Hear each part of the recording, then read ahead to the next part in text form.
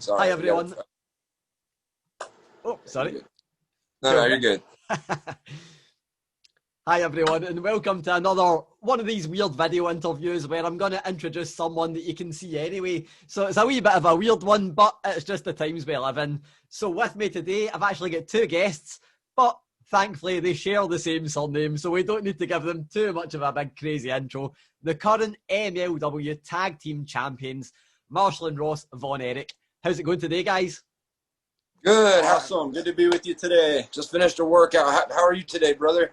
Yeah, not too bad at all. The first thing that I need to, get straight down to, I'm over here in Scotland. You guys are somewhere a little bit nicer. You guys are in Hawaii. I believe the family moved there in 2007. Was that correct? Yeah. You did your homework. Exactly right.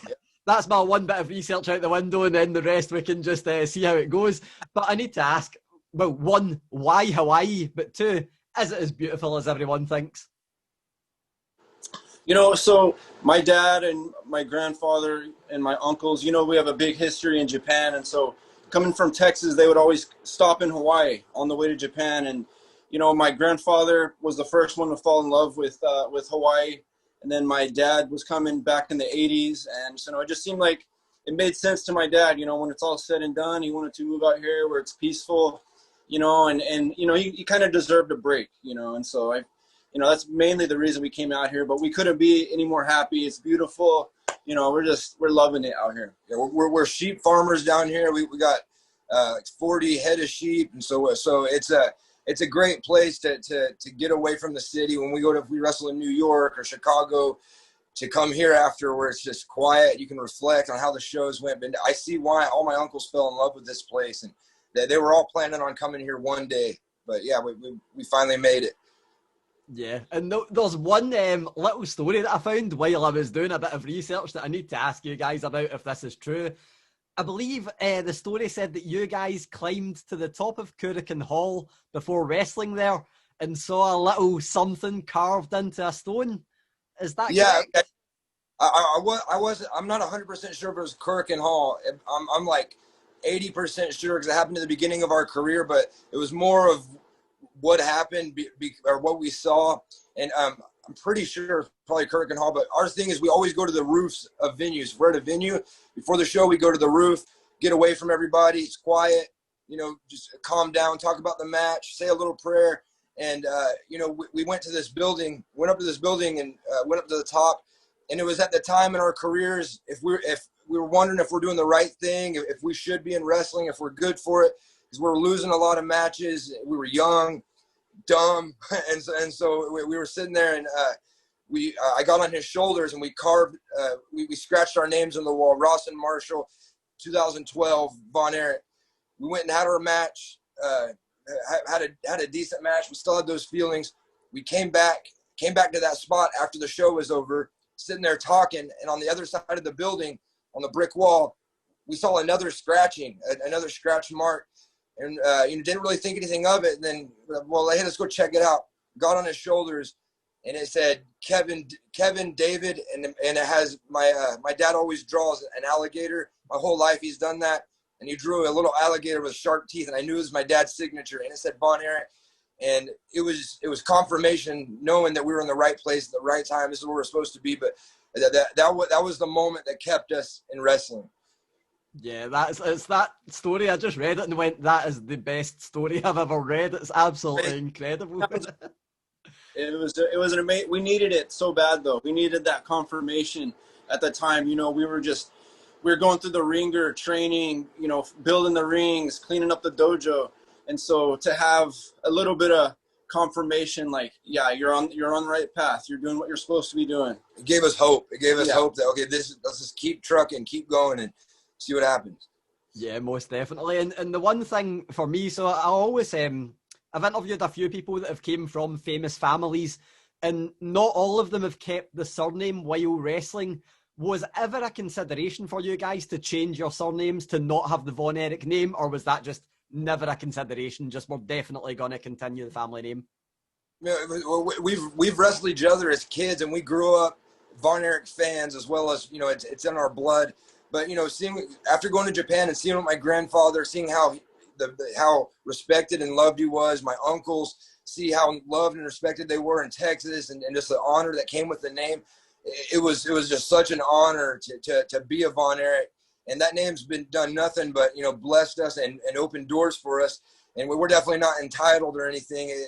We know that we didn't earn that name, that it was given, but we feel like we need to give everything that we have, or we're not honoring the name. We need to leave everything in the ring, try as hard as we can, just like my uncles did, just like our grandfather did. And I feel like that's how we try to respect and honor the name, by leaving it all out in the ring. Yeah. Is that, you know, obviously it sounds like there's an added pressure there. It's the kind of thing that it can go one or two ways, because it's maybe the door's a little bit open for you because of the name, but it's a heavier door to kick down because the name is there and the burden is there. So that's the kind of thing that I'm going, man, obviously no one will ever know, because, you know, only some people are born into families and some aren't. So we'll never know what the difference is, but it's always great to hear that perspective. And wrestling is all we know. We were born into it. We live and breathe wrestling. It's been in our lives the whole time. He was a toddler going to my dad's matches. I remember following my dad, you know, around the dressing room and walking around in our underwear with wrist tape, trying to look like dad. Ever, you know, that's how we were brought up into it. And, you know, it was. There is. I'm not gonna lie and say there's no pressure from being a Von Erich, but, you know, this door we didn't open. These are the cards we're dealt. This is being Von Erichs. We didn't pick that, and so I felt like we got to at least try. And it was crazy that it was the only door we didn't even try to open. Harley Race called us, invited us to a wrestling camp. We got scouted by Pro Wrestling Noah scouts in Japan from that. And it just kept progressing. We were going to go play football and do track in college, and you know, and everything halted for wrestling. And so now I know that, you know, I'm not in control of this. This is something that God's brought into our lives, and so it's this is the door that He opened. We didn't open, and so until He closes it, we're gonna keep pushing. Yeah, most definitely. It's a heavy door. That door's got some weight. Yeah, at least there's two of you to help kick it down then. That's the best thing about it.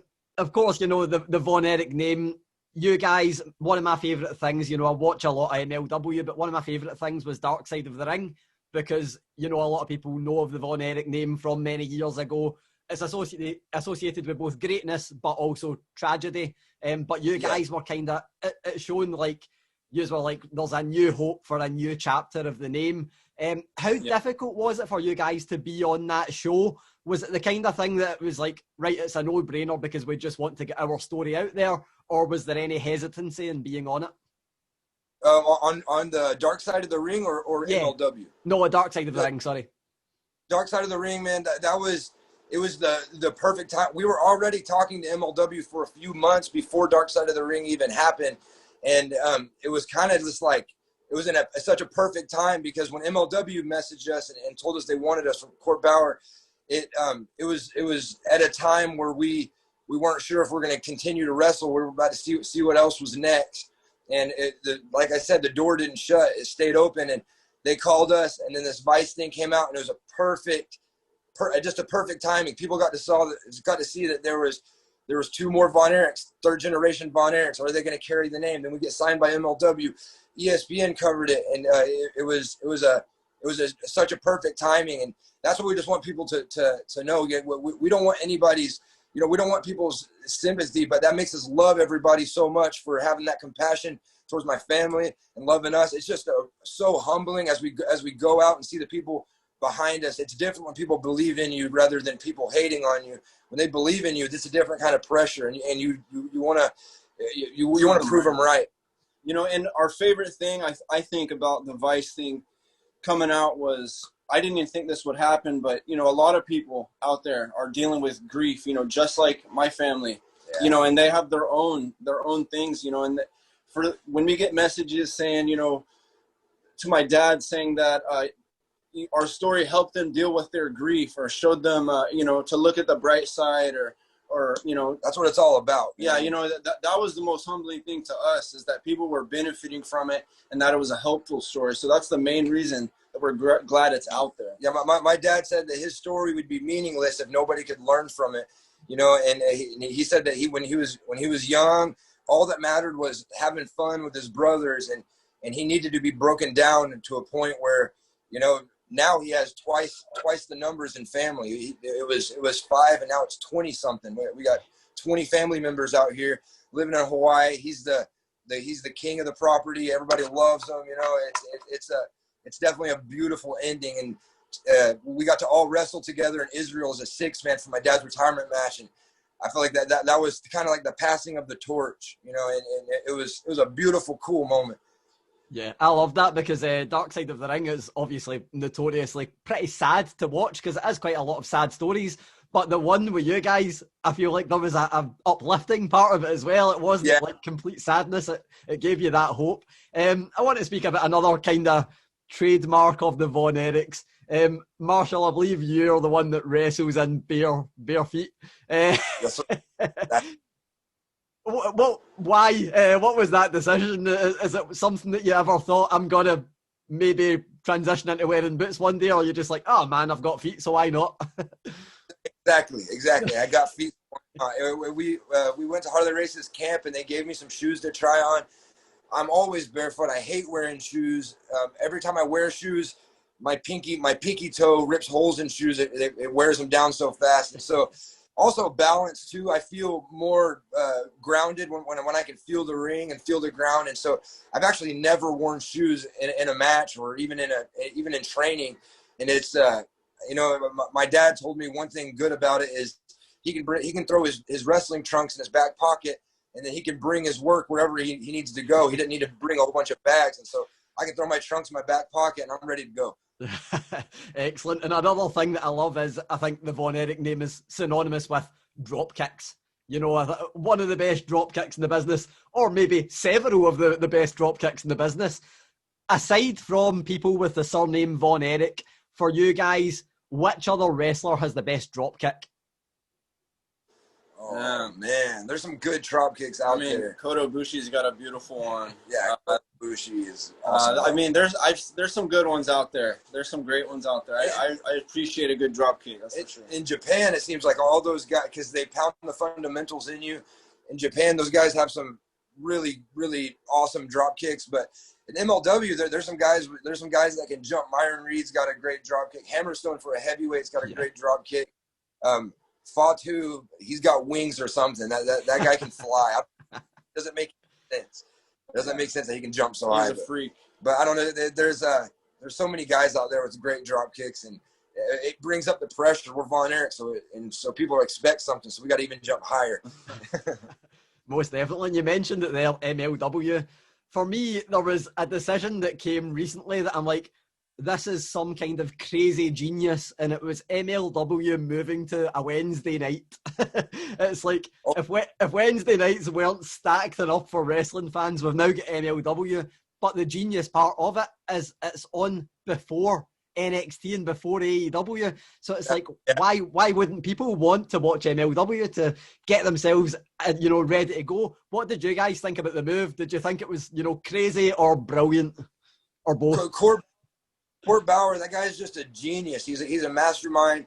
He's constantly working to make MLW grow, and that's what he has. He has an army of men at MLW, the roster. Each guy wants to better the name and make MLW look good, but we all believe in the product. And whatever decision Court makes, he's the general of the process, and so we're behind it 1,000%. And, he's been in MMA. He's done everything. He's been in the business for a long time. And so there's not many things he hasn't seen. And we trust him. I love that. The MLW first, and then people, because MLW, I think it's becoming less of a secret, but it is one of the best kept secrets in wrestling right now. It's got a fusion of all kinds of wrestling. If you want to watch luchadors, you want to watch hardcore, you want to watch shoot fighting, it's got a little bit of everything, and I'm just happy that we're there, and we're part of it. I think that's the thing. Well, MLW, maybe about 2 years ago, I knew the name, but didn't know much about it. Over the past 1.5 to 2 years, man, it's exploded. So it's not quite such a good kept secret now. Everyone's finding out about it. But as you mentioned it. Man, you mentioned Court Bauer there as well. The fact that, you know, the UK, the reason I'm talking to you guys, the UK now has MLW, so it's definitely getting out. You mentioned a few talents there. Well, we want to come back bad. Oh man, I really hope that happens very, very soon, but I know that it might be a little while off, but hopefully we get to see the Von Erichs in Scotland sometime soon. That would be fantastic. We have a lot of friends in Ireland and the UK, but Scotland's a place we always wanted to go. Beautiful place. Yeah. Only seen it in though. Yeah. Well, wait until you get here. It's not quite as sunny as what you guys will be used to right now, but it's got a good wrestling scene, so that's something. You mentioned a few names there of talents that are in MLW. Obviously, I would expect you to say you guys, if you know, I ask this without putting a little precursor on it. Aside from the Von Erichs, who should people be watching in MLW? Who are the one or two names that you guys are like, people need to know who these people are? Oh, I mean, there's already guys that everyone knows, like Low Key and stuff, which is always entertaining. Davey Boy, always entertaining, fun to watch. But you know, these up and comers, Injustice. That's a good young tag team. And Contra, you know, everyone knows Simon Gotch already, but he's a technically sound wrestler. Richard, Fatu. Not much of a secret anymore, but yeah, if you want to see a big man fly, he can fly. And you know, Richard Holiday is it's hard to stay mad at him because he's so funny. But I got a feeling he's gonna anchor like a news show one day. He's gonna be on the news one day. He's just too good on the microphone. But I think Douglas James is gone, but he was extremely talented. Yeah. It's just, you just gotta wait and see. You know, and these guys are up and comers. You know, we're all a part of this team. You know, I feel like we're all being elevated at the same time. So, you know, sooner or later, people are gonna start noticing these guys, and they deserve it, man. Yeah, they deserve it. We have a super awesome, powerful heavyweight champion. We have a powerful middleweight. We got Hammerstone, just looks the part. If you Google pro wrestler, Hammerstone should pop up. Yeah. And that's the roster that Court has, and it's awesome. We're just honored to be the tag champs right now. That's crazy. We still can't believe it, but you know, we got to stay ready. We got to continue to stay ready. It's you know, my dad told us a couple times. So it's becoming champion isn't the hardest thing in the world. You can catch a guy when he's not ready, but to remain champion is the battle. And you know, and we're getting ready for that day that we get challenged. We get challenged really hard, and that's going to be another thing to overcome because losing never gets old. I mean, it never gets easy. Never get used to it. Yeah. Well, the restart is right around the corner, so I know the competition will start coming thick and fast going forward. I've got one final question. You know, we mentioned a lot about the Von Erich name, about there already being a really strong legacy there. We mentioned the dark side of the ring, you guys carrying on, adding another chapter to it, at least one more chapter to it. What would you guys like the Von Erich legacy to be when you guys are done with the business? You know, man, that's a great question, a loaded question. Yeah. But I had one right off the top of my head. But you know, it's my dad had a nuts story, and it was tragic. But he said, you know, death, seeing your brothers die can do two things to you. It can make you hard towards everybody else and mad at the world, or it can soften you up and make you compassionate towards people who suffer. And we feel like that's the real reason we're into wrestling is, you know, you see these wrestling fans and they all have stories. They all have reasons why they're there. Some are trying to, you know, just got fired, had a bad day at work, want to blow off some steam and boo and cheer and, you know, let it out at a wrestling show.